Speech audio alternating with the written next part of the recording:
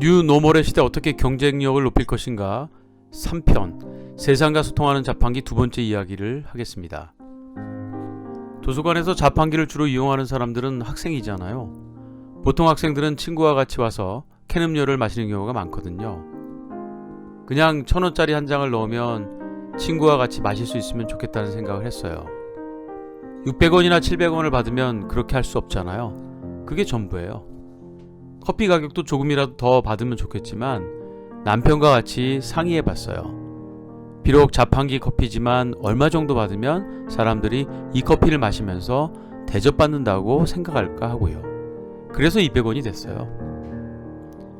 자판기 운영자 유계승 사장과 그의 아내에게 캔 음료와 커피를 싸게 판매하는 이유를 물었더니 돌아온 대답이었습니다. 예상치 못했던 말에 말문이 막혔습니다. 만약 그 정도 받으면 크게 이익은 없지만 박리담배로 팔기 때문에 괜찮습니다 라고 말했다면 아무 느낌도 감동도 없었을 것입니다. 보통 사람들은 가격 결정에 있어 수익이 가장 중요한 잣대입니다.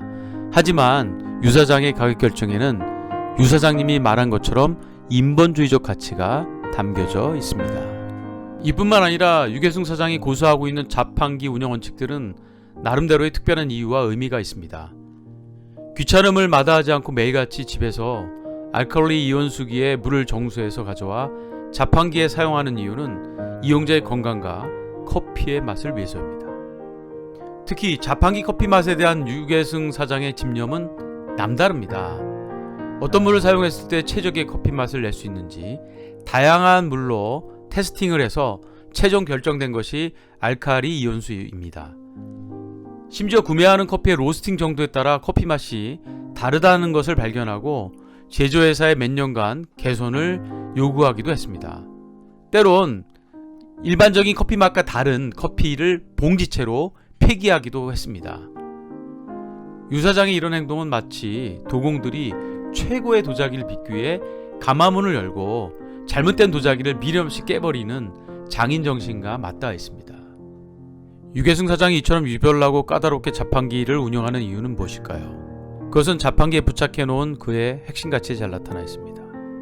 유계승 사장이 자판기를 운영하는데 가장 중요하게 생각하는 것은 싸고 맛있고 깨끗하게입니다. 자판기를 운영하는 사람에게 이보다 더 명확하고 중요한 가치는 없을 것입니다. 유 사장이 자판기의 상상을 뛰어넘는 노력과 애정을 쏟아붓는 이유를 고객 만족과 자신의 원칙을 지키기 위한 정도로 이해하기에는 많이 부족하다고 생각합니다. 저는 분명히 다른 특별한 이유가 있을 것이라고 판단하고 이 의구심을 해결하기 위해 유 사장님을 다시 만나 물었습니다. 도대체 사장님에게 자판기 사업은 어떤 의미입니까?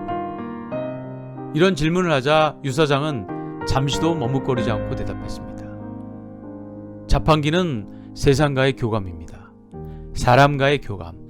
눈에 보이지 않지만 이용자들하고 교감하는 거죠. 제가 1시간 30분 동안 청소하고 가면 저는 여기 없습니다. 하지만 자판기를 통해 이용자들하고 교감하는 거죠. 자판기에 교감이라는 표현을 쓰다니 놀랍지 않습니까? 유 사장에게 자판기는 자신의 신념과 가치를 표현하고 실현하는 소통의 대상이며 정체성이었습니다. 왜 자판기 이용자들이 자판기에 감사 편지를 부착하고 길거리에서 만나면 인사를 하고 당신처럼 살겠다고 하는지 이해가 되는 대목이었습니다. 결국 유 사장님이 자판기를 운영하면서 주변에 긍정적인 영향력을 발휘하는 원천에는 유계승 사장이 일반적인 자판기 운영자하고는 다르게 자판기 운영에 남다른 목적과 동기를 갖고 있으며 자신의 일을 다른 관점과 언어를 사용하여 표현하고 신념과 가치, 정체성을 중요하게 생각하는 자신만의 노하이가 있었던 거죠.